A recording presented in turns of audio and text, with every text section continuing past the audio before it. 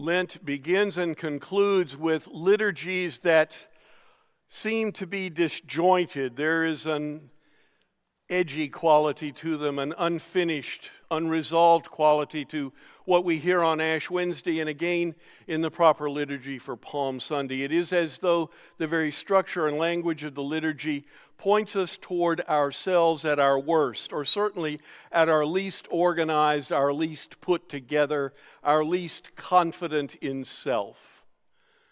And that's probably a good thing. I suspect that it was quite intentional on the part of the framers of the prayer book.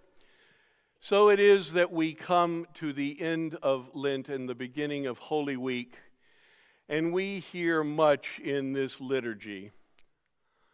Now we begin with the words of Isaiah saying, "The Lord has given me the tongue of those who are taught, that I may know with a word how to comfort them that are weary." What have we heard? What have we heard in this liturgy, and how is it that we are to appropriate it in some useful way as the friends of Jesus, this same Jesus, who is about to be executed? What are we to learn? How are we to deal with this? What are we to know?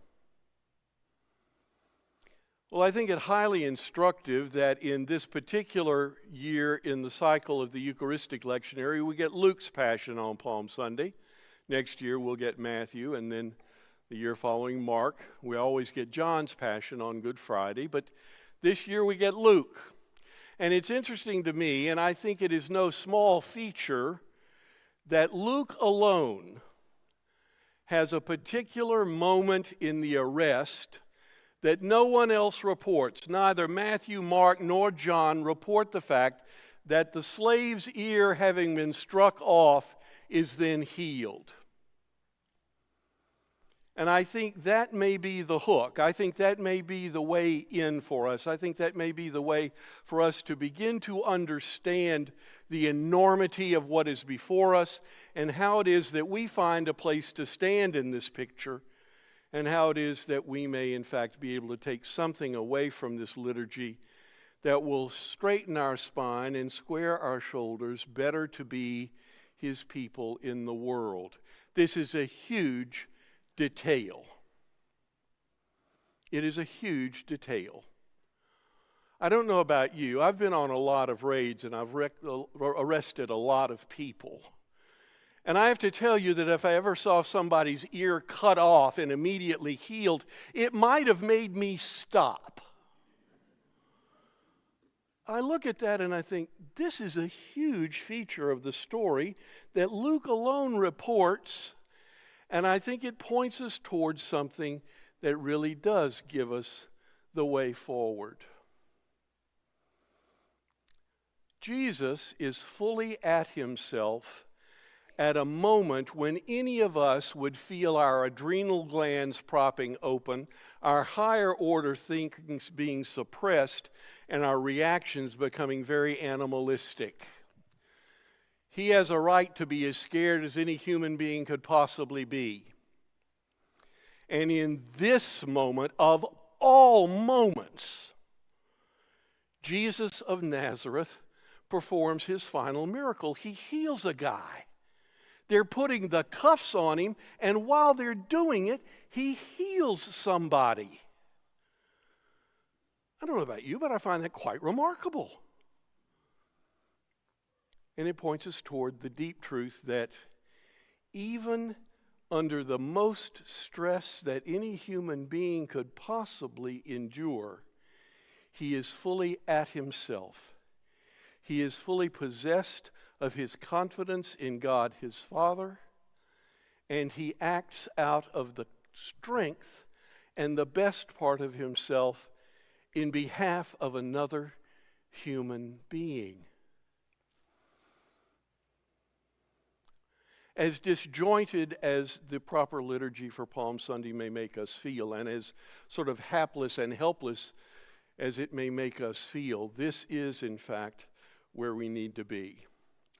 We need to be about the business in our prayers in this Mass and in the days ahead, answering the question, what does that look like if it's me? How is it that I am at an instinctive level, without any higher order thinking, under the, the most stress that my life will ever bring to me, act in behalf of the Lord in the world and perhaps in behalf of another human being? How do I get there? How does that look if it's me? Do I have that in me? If I don't, how is it that I even say the prayers by which I might ask God for it? How is it that the fundamental person that I am is changed to be more closely like this Jesus who, on the point of his arrest, heals someone's ear? I think it really does have to be pre-higher order thinking. I think it does have to be reactive in the very best sense of reactive behavior. I think it does have to be, in fact, just so natural in who we are that we're not even certain we're doing it until it's done. Gretchen and I were aboard the USS Constitution on the 11th of September of 2021. We had been invited there by the skipper of that grand vessel to celebrate the 20th anniversary of the 9/11 attacks. The guests of honor that day were 19 members of the Congressional Medal of Honor Society. There were 19 recipients of the medal aboard that ship that day. One was a Korea veteran who was kind of up against it, and the society provided a nurse and, in fact, even oxygen because he had said he wanted to be there. And the rest of them were younger. Many were people my age. And I stood and visited with a guy named Mike Thornton. Mike Thornton is a man about my size. And in I believe it was 1969, he and a guy named Tommy Norris were doing some really interesting things in behalf of the United States Navy. They were SEALs. And at the very end of an attack, Norris, who had already been nominated for the Medal of Honor for actions previous to this action, was wounded. He was shot through the orbit of this eye. He lost the sight in the eye, and he fell to the ground. He wasn't breathing, and it appeared that he had been shot dead. And Mike Thornton picked him up and ran 1.5 kilometers carrying him, even though he wasn't breathing. Put him in the water, inflated a life vest, and swam him 2 miles into the middle of a bay where there was a safe vessel waiting. He didn't know whether he was dead or alive. Thornton got him aboard that vessel, and Tommy Norris, in fact, lived to receive his own medal and was present when Mike Thornton received his. I tell you that story for one reason and one reason only. Those guys show up at events like this because they know that we need to meet them, we need to see them, and we need to be instructed by them. We need to learn from them. We need to learn from their example and their words. So he knew the question was coming, and I said, Mike, what? How did that work? He laughed, he looked at the deck, and he looked back up at me, and he said, I didn't even think about it. I didn't even think about it. Tommy Norris was my skipper, and he'd gotten hit, and we weren't leaving him. So I just went back and I ran with him. When I got tired of running with him, I swam with him. And I got him home. Now, the learnings there are many for me. The first is, I don't deserve to be protected by people like that. And the second learning is that because I am, we get to see the kind of instinctive reaction that we see in Jesus in the garden, in real people, real time, right now, still living. I was just doing my job. Every one of them would say that. I wasn't thinking about it. Tommy was hurt, so I picked him up. And there they went. This is the kind of behavior that this arrest account invites out of us. The kind of behavior that says, from the deepest, most fundamental place in me where my faith and my heart beat together,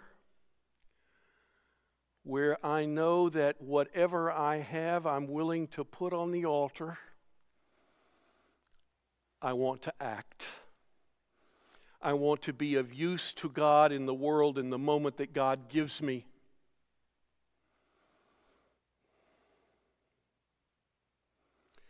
That's where we see Jesus in the garden. On the point of arrest, when he could have very easily just passed out from fear, he does a healing. Mike Thornton sees his skipper fall, picks him up, runs with him. What does that translate to in your life?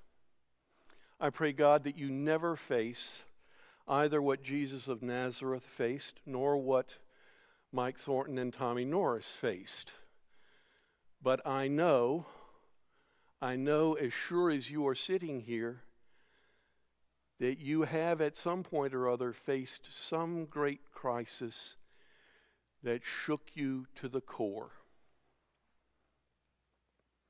Some moment when it wasn't really clear what was going to happen next, and the deep reserves of you, in you, were called upon.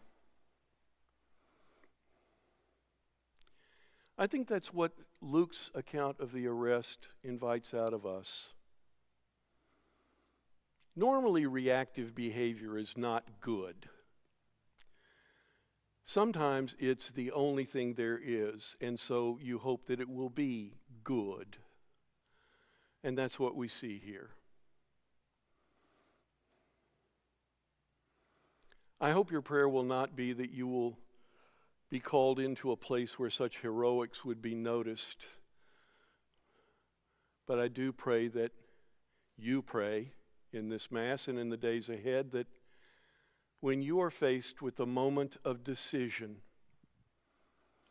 you will rely on what you know and who you know you belong to,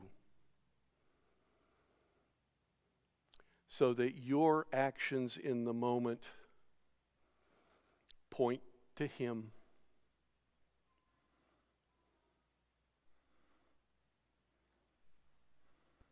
If we are able to do that, even in a veiled, shadowy form of what we see in the garden, even if we are able to do that in an obscured version of what Mike Thornton did for Tommy Norris, then we will have heard the lesson of Luke's arrest narrative, and we will be better for it. And what's more, the world around us will be better for it, because when they see us in it, they will see Him.